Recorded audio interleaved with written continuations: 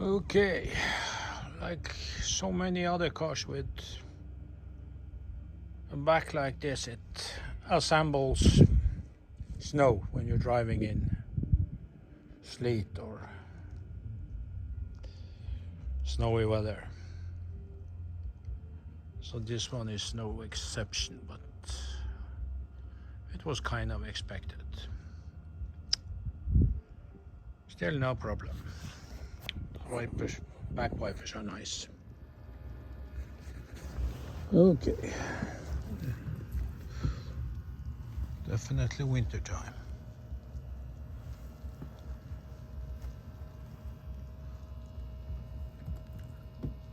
I see that the lights are clogging up.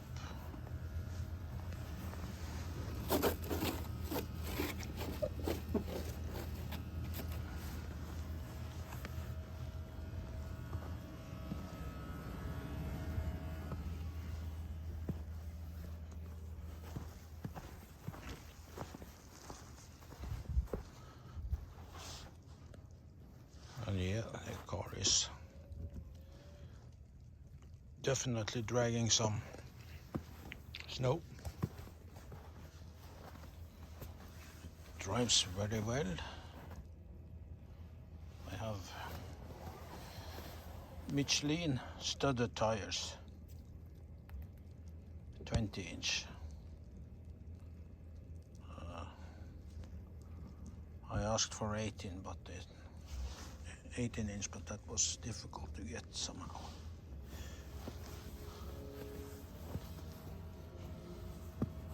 So,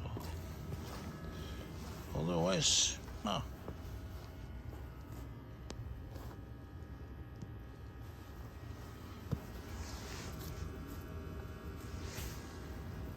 Still a good winter car. Only thing I have to complain about is that the range is dropping considerably.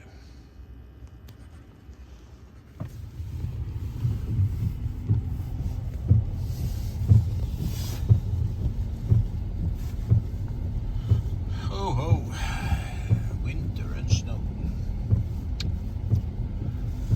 Okay, now we are approaching the garage. And I'm putting on the parking mode.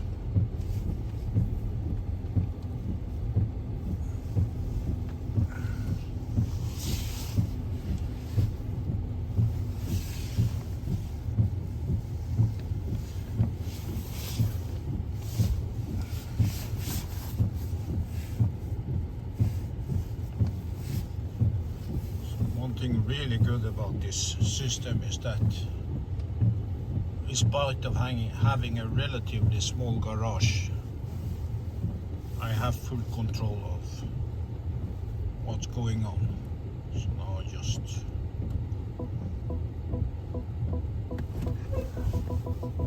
approach slowly, you can see here. And also I have viewports going on around the car. I can go closer.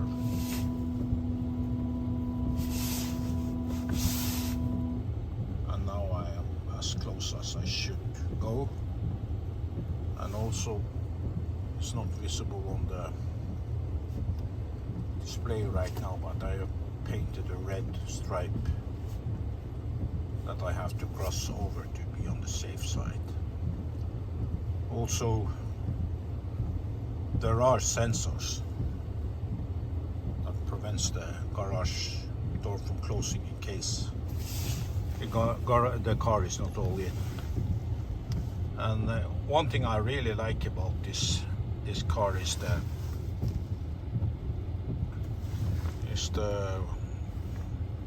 way it can maneuver itself out of a restricted area. Say if you park in a back alley or whatever, the car can find its way out by itself. All you got to do is just monitoring, and if necessary use the brake.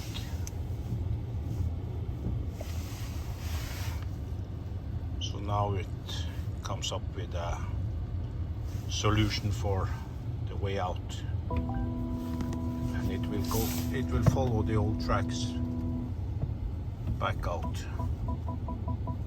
Look Ma, no hands.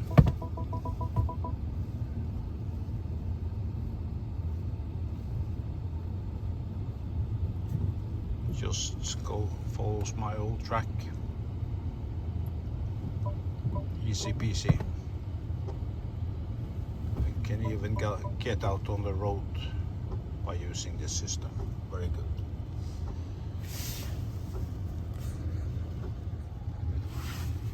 Okay. Today is really bad driving condition. It's plus 2 degrees at the moment, and the roads are extremely slippery. Nevertheless, this car is good. One thing I like about this car is this traffic assistant. First of all, it keeps track of the, I don't know if you can see the head-up display.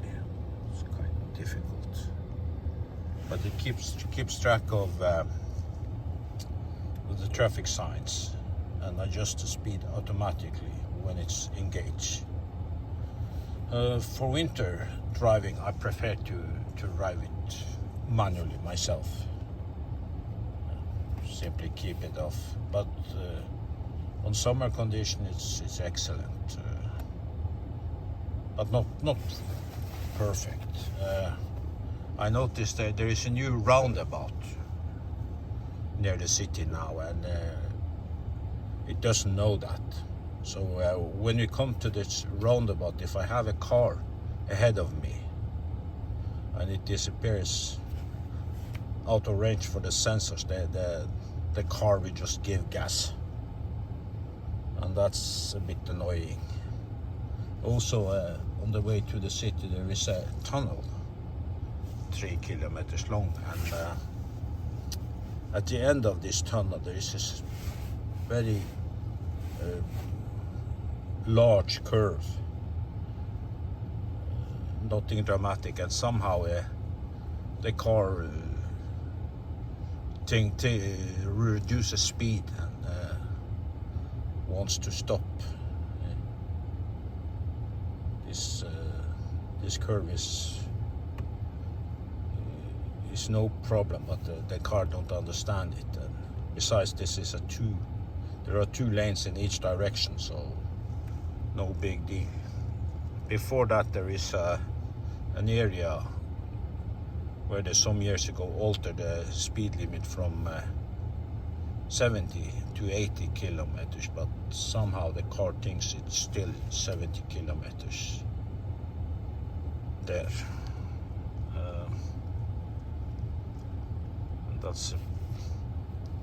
That's not good. So, but of course you can just override it. Other than that, yeah, the sensors around the car are excellent. The cameras are very good, and I also like that you have the possibility to adjust things in several ways. You can use it by voice, or there are some knobs there on the steering wheel, and also you have for the radio and certain you can just use your hands and wave around. Yeah, that's it. The range in winter condition is a little bit disappointing.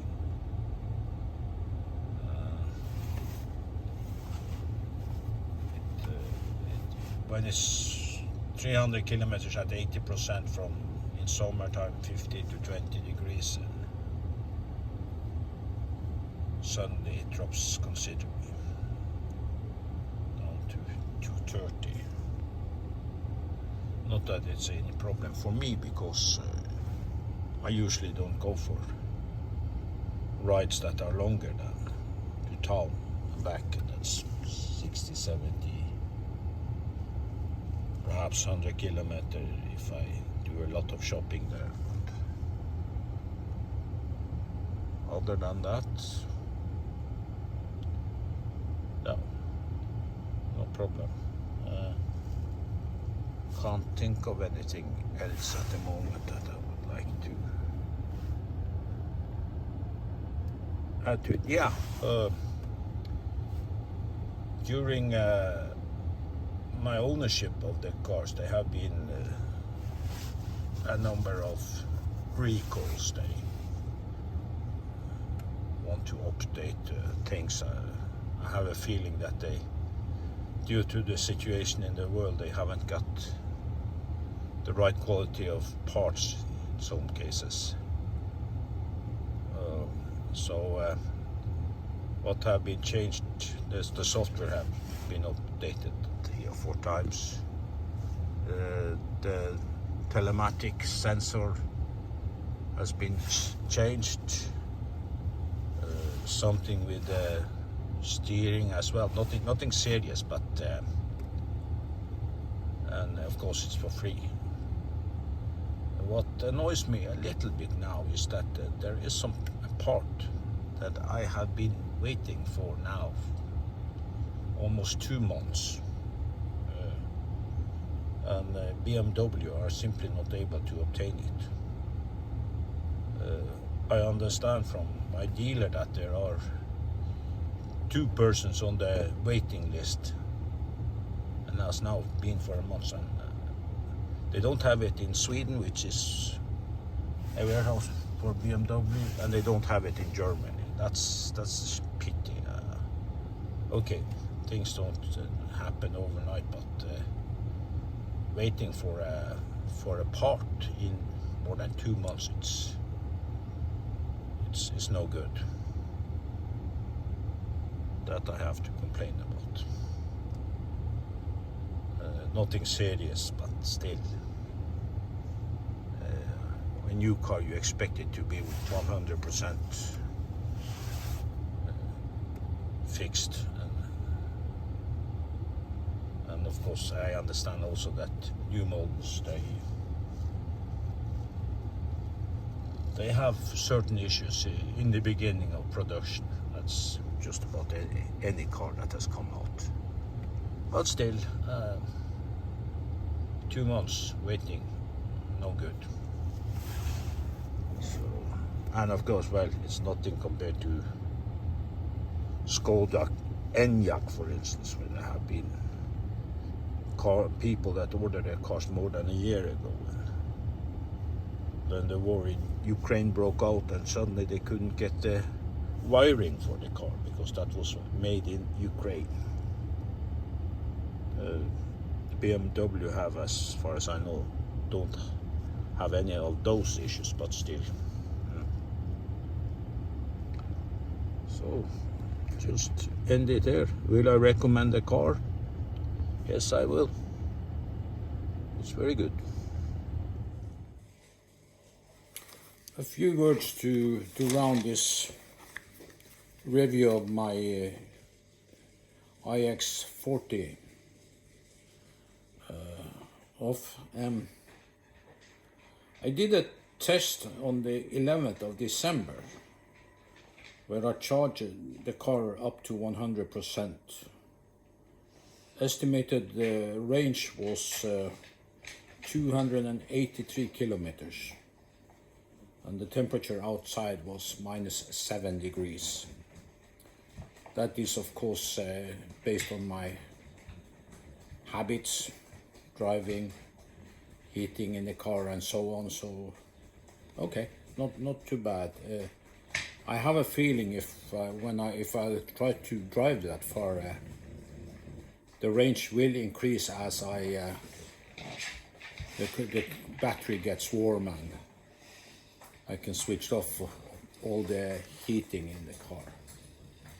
So, but that's what it stipulated. Other than that, I have checked up a test that the Norwegian Motorist Association did with 31 cars, 2022, and this was for the iX50. VLTP was said to be 591 kilometer. They managed to drive 568.5 kilometers in the summer condition and 503 during winter driving, and the temperature was between 0 and -10. Best in the test was the Mercedes, the new, with an estimated range, or it could drive 513 kilometers wintertime, and VLTP was 645. That was based, the best was based on both summer and winter and how close they came to VLTPs. Longest driven one was a Tesla Model 3, long range with 521 kilometer and an estimated VLTP of 614. So as you can see, the cars with the big batteries, they are fairly close to each other.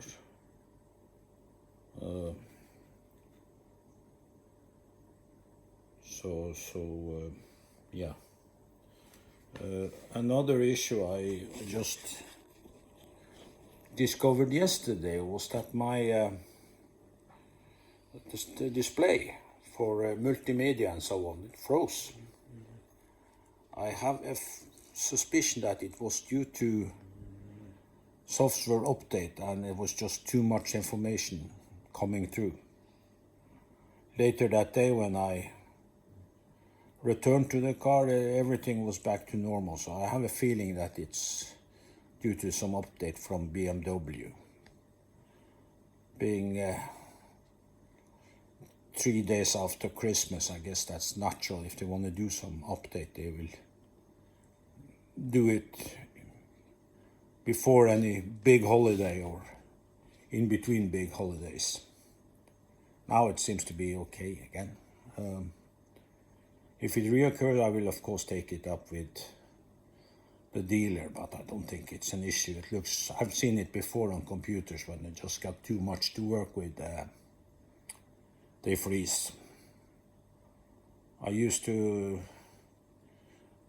do recordings when I was traveling only on a laptop, and as the laptop got older and the software more complex, I could only record 2 or 3 tracks before it start freezing up. So yeah, probably something similar happened here, even though this new generation of BMW has 20 times more computer power than the previous versions. So yeah, that's it. Still, I love my BMW. Can't help it. Yeah, bye.